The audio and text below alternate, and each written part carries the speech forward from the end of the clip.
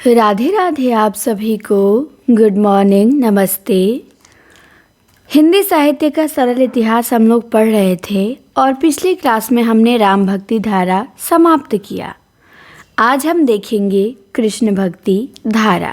तो चलिए शुरू करते हैं। महाप्रभु वल्लभाचार्य ने कृष्ण भक्ति धारा की दार्शनिक पीठिका तैयार की और देशाटन करके इस भक्ति का प्रचार किया। भागवत धर्म का उदय प्राचीन काल में ही हो गया था। श्रीमद् भागवत के व्यापक प्रचार से माधुर्य भक्ति का मार्ग प्रशस्त हुआ। वल्लभाचार्य ने दार्शनिक प्रतिपादन और प्रचार से उस रास्ते को सामान्य जन सुलभ बनाया। महाप्रभु वल्लभाचार्य का जन्म 1477 में और देहांत 1530 में हुआ था। वल्लभाचार्य द्वारा प्रवर्तित मार्ग को पुष्टि मार्ग कहते हैं। वल्लभाचार्य के अनुसार ये सारी सृष्टि लीला के लिए ब्रह्मा की आत्मकृति है। जीव ब्रह्मा का अंश है। ब्रह्मा अपनी अचिंत्य शक्ति से जगत के रूप में भी परिणत होता है और उससे परे भी रहता है। वह सच्चिदानंद है। जड़ में भी सत किंतु जीव में सत और चित दोनों होते हैं। आनंद का पूर्ण आविर्भाव पुरुषोत्तम कृष्ण में है।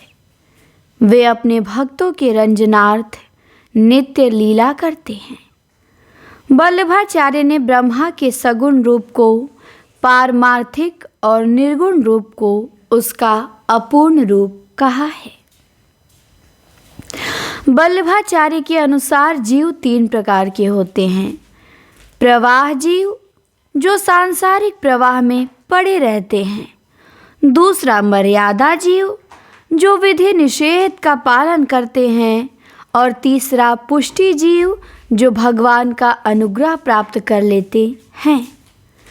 वे कृष्ण की नित्य लीला का अनुभव कर सकते हैं। और वल्लभाचार्य ने भक्ति में निहित महात्म्य या श्रद्धा के अवयव की उपेक्षा करके प्रेम के तत्व को ही अपनाया है। वल्लभाचार्य के अनेक ग्रंथ हैं। उनमें से कुछ इस प्रकार हैं, आइए देखते हैं। जैसे पूर्व मीमांसा भाष्य है, अणु भाष्य है, श्रीमद् भागवत की टीका है, अणु भाष्य एवं मीमांसा या ब्रह्म सूत्र का भाष्य है। महाप्रभु वल्लभाचार्य परम विद्वान, सत्संगी एवं पर दुख कातर व्यक्ति थे। उन्होंने देश के विभिन्न क्षेत्रों में घूम के जनसंपर्क और शास्त्रार्थ किया। श्री कृष्ण की जन्मभूमि में गोवर्धन पर्वत पर श्रीनाथ जी का विशाल गोवर्धन मंदिर बनवाया और वहीं अपनी गद्दी भी स्थापित की। इस मंदिर में श्री कृष्ण की जो उपासना होती थी, उससे हिंदी साहित्य की कृष्ण भक्ति धारा का बहुत गहरा संबंध है। अब हम देखेंगे सूरदास। सूरदास का जन्म 1478 में हुआ था और निधन 1583 में। तो हम किसे देखेंगे? सूरदास को। हिंदी साहित्य में श्रेष्ठ कृष्ण भक्त कवि सूरदास का जन्म 1478 के आसपास हुआ था और इनकी मृत्यु अनुमानतः 1583 के आसपास हुई। इनके बारे में भक्तमाल में और 84 वैष्णवन की वार्ता से थोड़ी बहुत जानकारी मिल जाती है। आईने अकबरी और मुंशियात अबुल फजल में भी किसी संत सूरदास का उल्लेख है, किंतु वे बनारस के कोई और सूरदास प्रतीत होते हैं। हमारे ये वाले सूरदास वो नहीं लगते हैं। अनुश्रुति यह अवश्य है कि अकबर बादशाह सूरदास का यश सुनकर उनसे मिलने आए थे और भक्तमाल में इनकी भक्ति, कविता एवं गुणों की प्रशंसा है तथा इनकी अंधता का उल्लेख है।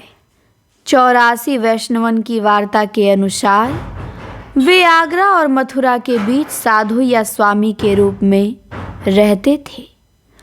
वे वल्लभाचार्य के दर्शन को गए और उनसे लीला गान का उपदेश पाके कृष्णचरित विषयक पदों की रचना करने लगे और कालांतर में श्रीनाथ जी के मंदिर का निर्माण होने पे महाप्रभु वल्लभाचार्य ने इन्हें यहाँ कीर्तन का कार्य सौंप दिया था।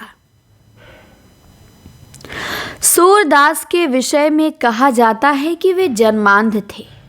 उन्होंने अपने को जन्म को आंधर कहा भी है, किंतु इसके शब्दार्थ पर नहीं जाना चाहिए। सूर के काव्य में प्रकृति और जीवन का जो सूक्ष्म सौंदर्य चित्रित है, उससे यह नहीं लगता कि वे जन्मांध थे। उनके विषय में ऐसी कहानी भी मिलती है कि तीव्र अंतर्द्वंद के किसी क्षण में उन्होंने अपनी आंखें फोड़ ली थी। उचित यही मालूम पड़ता है कि वे जन्मांध नहीं थे। कालांतर में आगे चल के हो सकता है अपनी आंखों की ज्योति खो बैठे थे।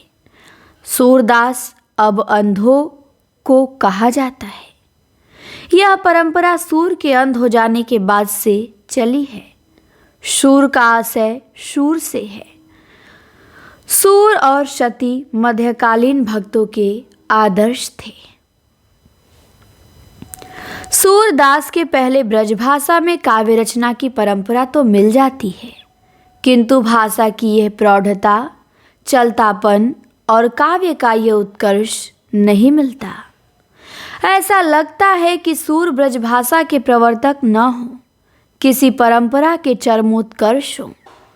शुक्ल जी ने सूर को एक ओर जयदेव, चंडीदास और विद्यापति की परंपरा से जोड़ा है, तो दूसरी ओर लोकगीतों की परंपरा से भी उन्हें जोड़ा है।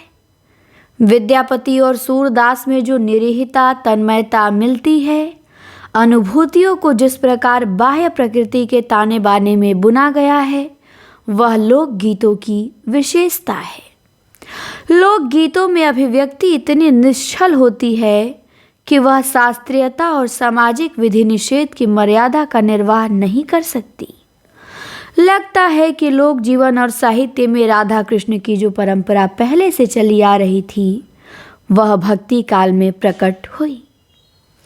जयदेव का गीत गोविंद, विद्यापति की पदावली, चंडीदास का काव्य और सूरदास का सूर सागर उसी परंपरा से जुड़े हैं।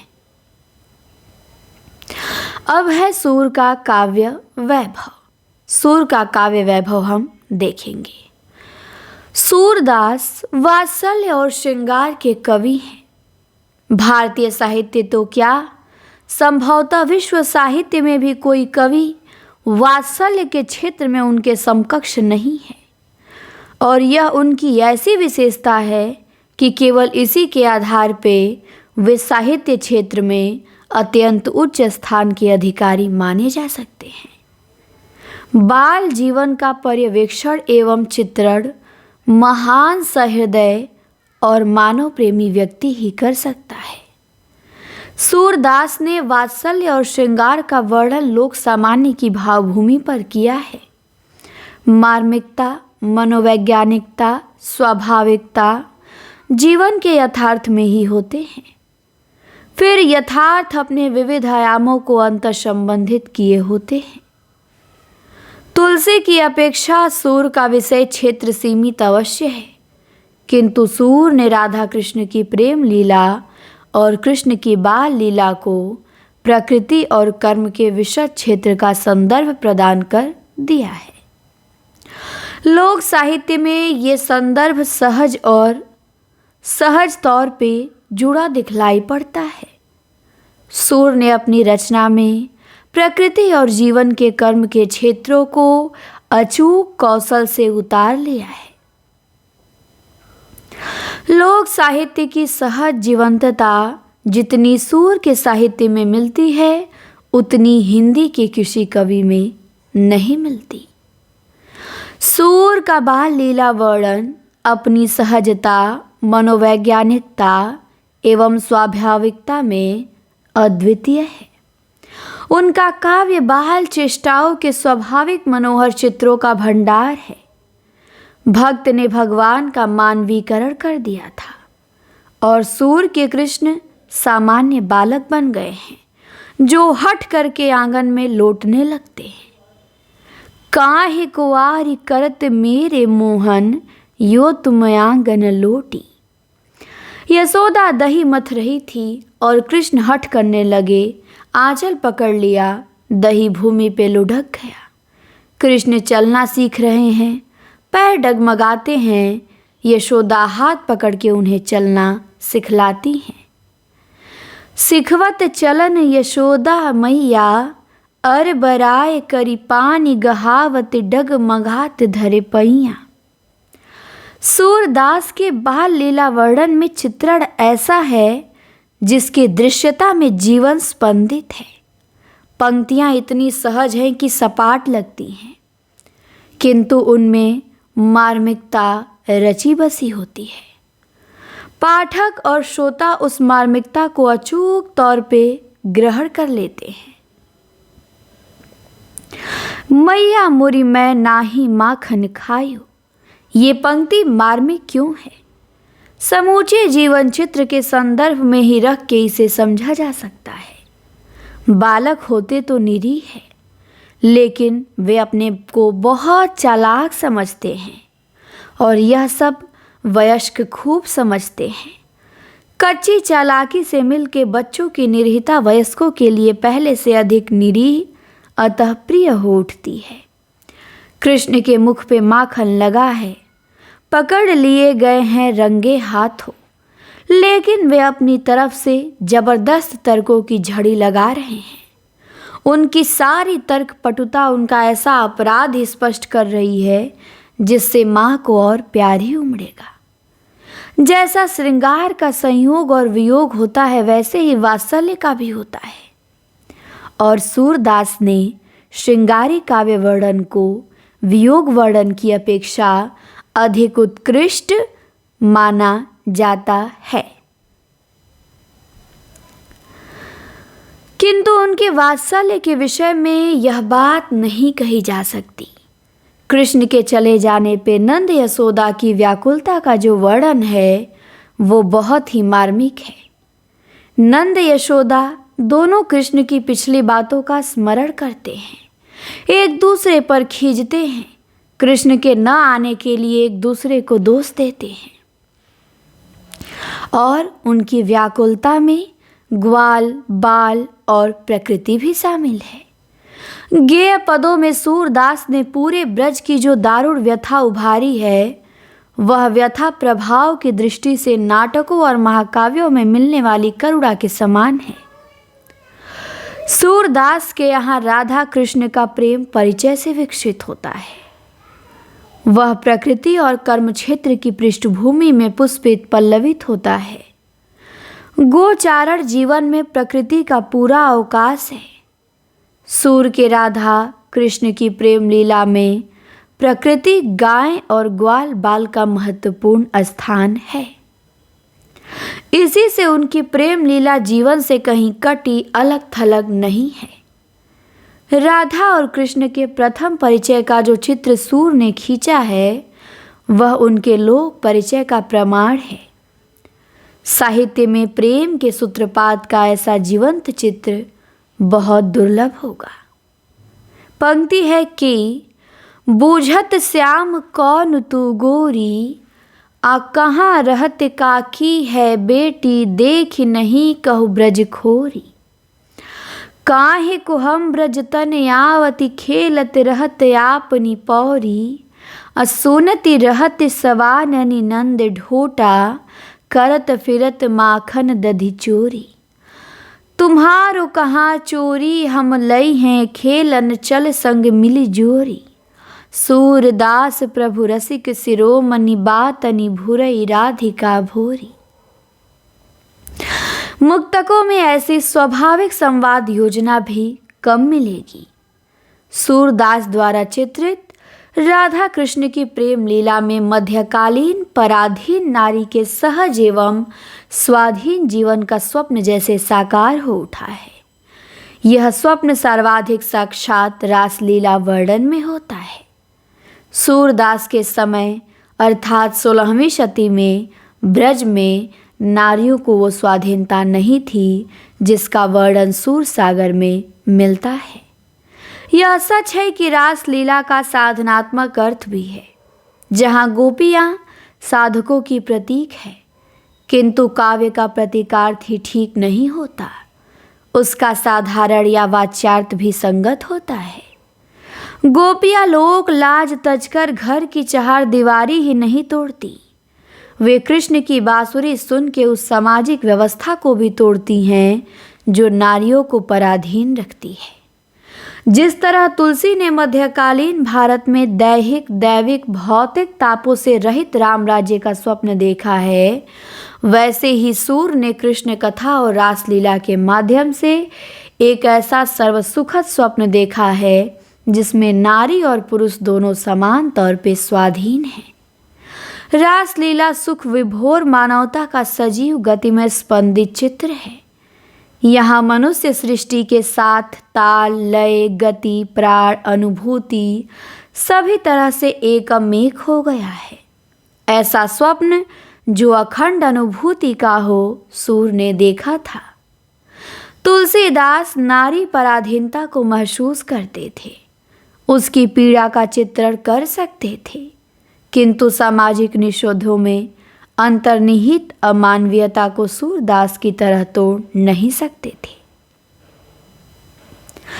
मानो माई घन घन अंतर दामिनी, घन दामिनी दामिनी घन अंतर शोभित हरि ब्रज भामिनी, जमुन पुलिन मल्लिका मनोहर शरद सुहाई जामिनी, सुंदर शशि गुण रूप राग निधि अंग अंग अभिरामिनी, रच्यो रास मिली रसिक राय सो मुदित भई गुण ग्रामिनी। सूर का विरह वर्णन भी अधिकांशतः स्वाभाविक पद्धति से ही चित्रित है। इसमें भी कृष्ण की स्मृति प्रायः दैनंदिनी जीवन प्रसंगों में आती है। अवश्य ही कहीं कहीं सूर ने रूढ़ उपमानों की झड़ी लगा दी है या अतिशोक्ति से काम लेते हुए चमत्कार पैदा किया है। सूर के विरह वर्णन की मार्मिकता का आधार विरहावस्था में हृदय की नाना वृत्तियों का स्वाभाविक पद्धति पे चित्रण है। विरह वर्णन वहाँ उत्कट है जहाँ गोपियों की निरीह व्यवस्था प्रकट होती है। भ्रमर गीत में गोपियों की विदग्धता की निरीह व्यवस्था उतनी मार्मिक नहीं जितनी कि विरह को प्रकट करने वाली उनकी निरीह निश्चल अनलंकित उक्तियों में है। साहित्य लहरी में सूर के दृष्टिकूट के पद संकलित हैं जो काव्य रूढ़ियों में निबद्ध होने के कारण दुरूह है, पर साहित्य लहरी की प्रामाणिकता भी संदिग्ध है। सूरदास के गेय पद मुक्तक हैं, किंतु उनमें प्रबंधात्मकता का रस है, इसलिए उन्हें गेय पद के साथ साथ लीला पद भी कहा जाता है। वे ब्रज भाषा के प्रथम प्रतिष्ठित कवि हैं। उनकी भाषा में साहित्यिकता के साथ चलतापन एवं प्रवाह भी है। कहीं कहीं तो वे गीत गोविंद के वर्णानुप्रास की शैली भी अपना लेते हैं। सूरदास भी यथास्थान विविध शैलियों को अपनाते हैं। उनकी कविता में लोक साहित्य की सरलता ही नहीं, काव्य परंपरा से सुपरिचित रूढ़ियों का उपयोग भी है। सूर की एक अन्य विशेषता नवीन प्रसंगों की उद्भावना है। सूर की एक अन्य विशेषता नवीन प्रसंगों की उद्भावना है। उन्होंने कृष्ण कथा, विशेषतः बाल लीला और प्रेम लीला के अंशों को नवीन मनोरंजक वृत्तों से भर दिया है, जैसे दान लीला, मान लीला, चीरहरण आदि। वल्लभाचार्य के पुत्र विट्ठल नाथ ने पुष्टि मार्गी कवियों में से 8 कवियों को चुन के उन्हें अष्टछाप की संज्ञा दी, और ये 8 कवि सूरदास, कुंभनदास, परमानंद दास, कृष्णदास, क्षीर स्वामी, गोविंद स्वामी, चतुर्भुज दास और नंददास हैं। इनमें से प्रथम 4 वल्लभाचार्य के शिष्य थे और शेष स्वयं विट्ठलनाथ के। सूरदास और उनकी कविता के विषय में हम जान चुके हैं। अब शेष कवियों में नंददास प्रमुख हैं और उनके विषय में जानेंगे।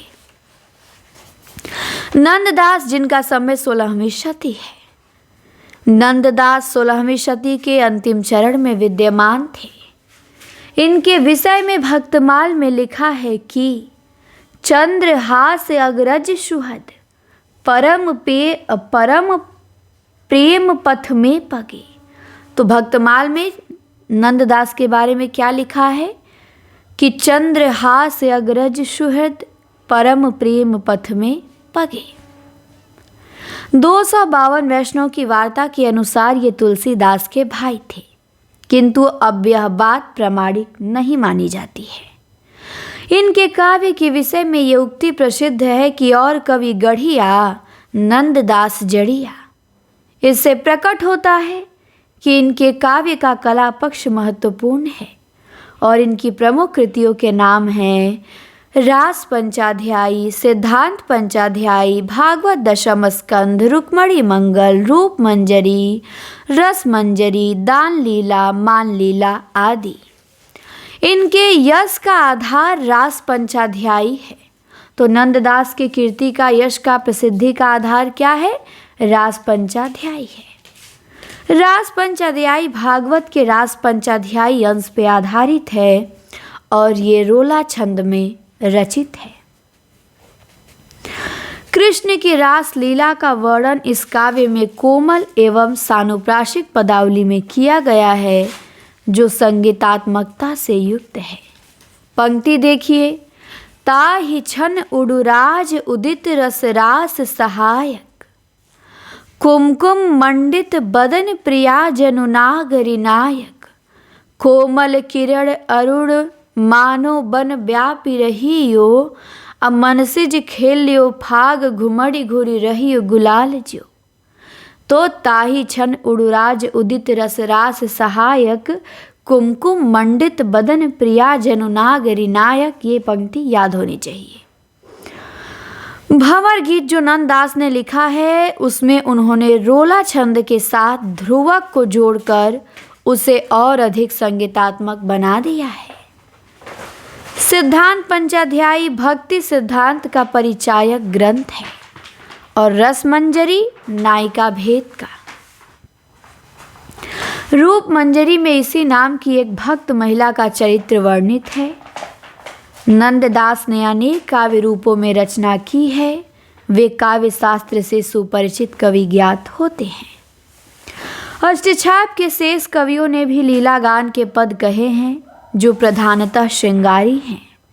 राधा और कृष्ण के रूप एवं श्रृंगार के साथ साथ उनके चरित्र का गुणगान इन कवियों का विषय रहा है और इनकी रचनाएं बहुत कुछ समान हैं। अब आते हैं कृष्णदास। ये भी 16वीं शती में विद्यमान थे। कृष्णदास जन्मना शूद्र होते हुए भी वल्लभाचार्य के कृपा पात्र थे और मंदिर के प्रधान हो गए थे। इनकी रचना जुगमान चरित मिलती है और परमानंद दास 16वीं शती के 835 पद परमानंद सागर में संकलित हैं और इनकी कविताएं सरसता के कारण प्रसिद्ध हैं। कुंभन दास परमानंद दास के समकालीन थे।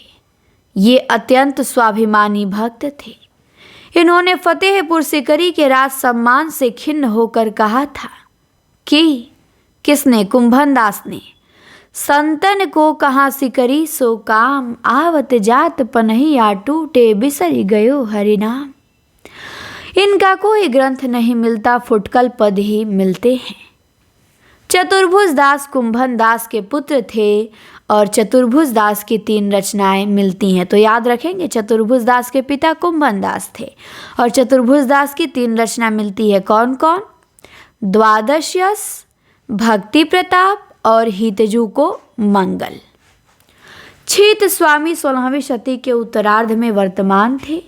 इनका भी कोई ग्रंथ नहीं, केवल फुटकल पद ही उपलब्ध है। गोविंद स्वामी का रचना काल सन 1543 और 1568 के बीच रहा होगा।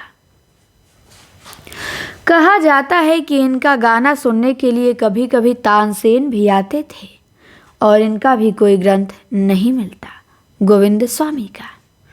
तो हमने अष्टछाप के कवियों को, मेन कृष्ण भक्त कवियों को देखा। अब अन्य कृष्ण भक्त कवियों को देखेंगे। राधा वल्लभी संप्रदाय के प्रवर्तक हित हरिवंश का उल्लेख और थोड़ा परिचय भक्ति काल के प्रारंभ में ही दिया जा चुका है। इनका जन्म 1502 में हुआ था और इनका रचना काल 1543 से 83 तक माना जाता है।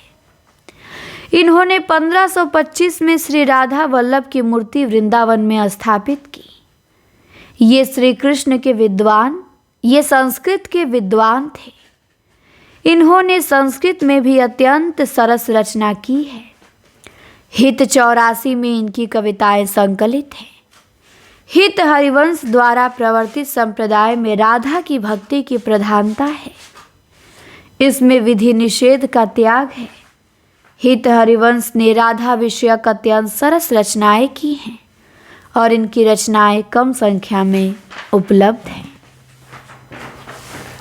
अब आती हैं मीराबाई। मीराबाई का समय 1498 से 1546 ईस्वी है। हिंदी की श्रेष्ठ कवित्री मीरा का जन्म 1516 में हुआ था। इनके व्यक्तित्व के इर्द गिर्द अनेक किंवदंतियां गढ़ ली गई हैं।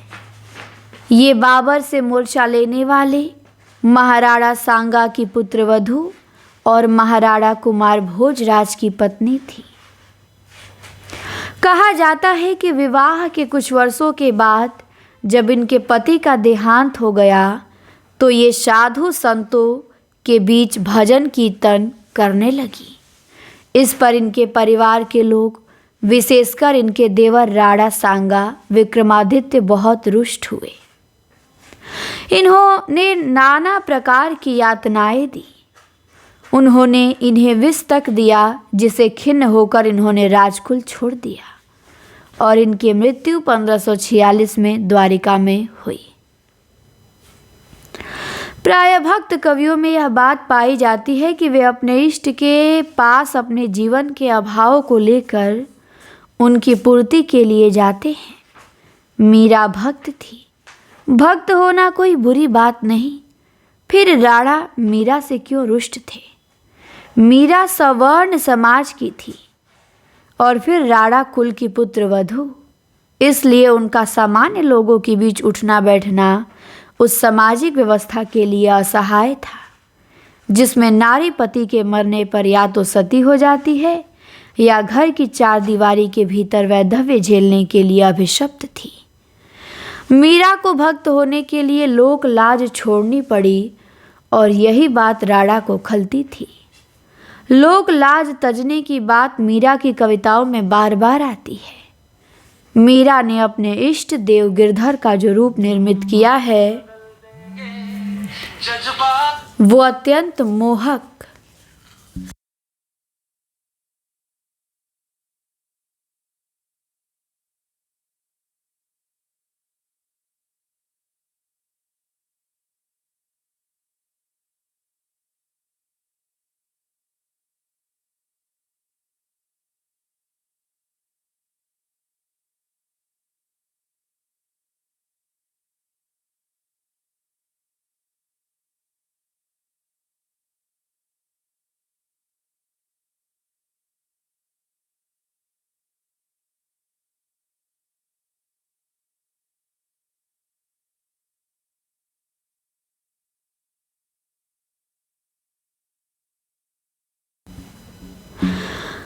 तो हम देख रहे थे कि मीरा भक्त होने के लिए लोक लाज छोड़नी पड़ी और ये बात राणा को अच्छी नहीं लगी।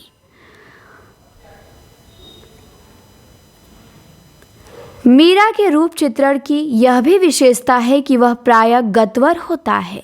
गिरधर नागर को प्रायः सचेष्ट अंकित किया जाता है। या तो वे मुरली बजाते हैं या मंद मंद मुस्काते हैं या मीरा की गली में प्रवेश करते हैं। मीरा नारी सुलभ लज्जा के कारण उनसे सीधे मुंह बहुत कम बात करती हैं। उनके सामने न रहने पे यानी वियोगावस्था में वे उनसे वार्तालाप करती हैं, अनुनय विनय करती हैं। विरह मीरा के जीवन का भी सबसे बड़ा यथार्थ है और उनके काव्य का भी। मीरा के विरह की सच्चाई का लक्षण यह है कि वे विरह की पीड़ा के ताप से मुक्त होना चाहती हैं। वेदना की सच्चाई का एक लक्षण यह है कि व्यक्ति उससे मुक्ति के लिए छटपटाए। मुक्ति संभव न हो तो भी मनुष्य मुक्तावस्था का स्वप्न देखता है।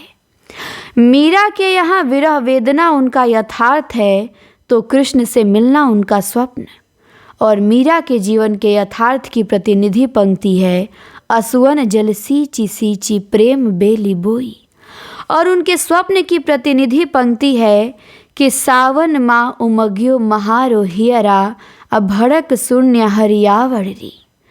मीरा के काव्य में मध्यकालीन नारी का जीवन बिंबित है। मीरा भक्त कवि हैं, उनकी व्याकुलता एवं वेदना उनकी कविता में निश्चल अभिव्यक्ति पाती है। मीरा के कविता में रूप रस और ध्वनि के प्रभावशाली बिंब हैं। वे अपनी कविता में निहित वेदना को श्रोताओं और पाठकों के अनुभव के माध्यम से संप्रेषित करती हैं। लिखते हैं कि घायल की गति घायल जाने और न जाने कोई, यही अभिप्राय है। मीरा के काव्य पे सगुण निर्गुण दोनों साधनाओं का प्रभाव है, ये ध्यान देना है। उन पर नाथ मत का भी प्रभाव दिखाई पड़ता है। उनके इष्ट देव तो कृष्ण ही हैं, किंतु राम कथा से संबंधित गेय पद भी उन्होंने लिखे हैं। मीरा की कविताएं शिष्ट समाज के साथ साथ राजस्थान के भीलों में भी बहुत लोकप्रिय हैं। तो मीराबाई हो गई। अब आते हैं रसखान। तो रसखान को और बाकी जो चीज़ें रहीम है, रसखान है, कृष्ण भक्ति की विशेषताएं हैं, भक्ति काल की विशेषताएं हैं, इसे हम एक वीडियो में देखेंगे और एक वीडियो होगा और कृष्ण भक्ति हमारी समाप्त हो जाएगी। तो चलिए इस क्लास को यहीं पे ब्रेक करते हैं। जल्द ही मिलते हैं नेक्स्ट वीडियो में। धन्यवाद।